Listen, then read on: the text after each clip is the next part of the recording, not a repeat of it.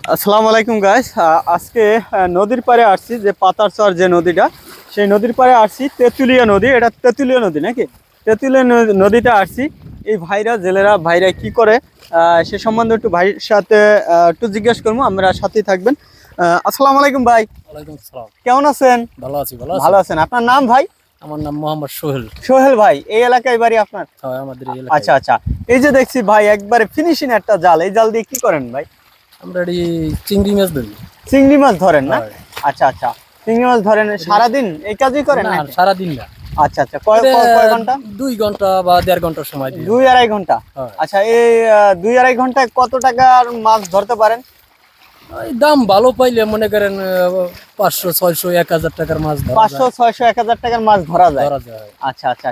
মানে আপনি 2-2.5 ঘন্টা পরিশ্রম করে না? পরিশ্রম করে। আচ্ছা আচ্ছা। তা ভালো থাকবেন। হ্যাঁ, হ্যাঁ। আসসালামু আলাইকুম।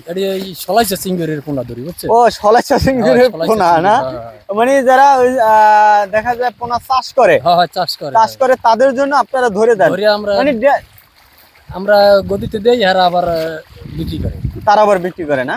আচ্ছা আচ্ছা। ভালো থাকবেন। ঠিক আছে। নমান এদিকে একটু ধরে।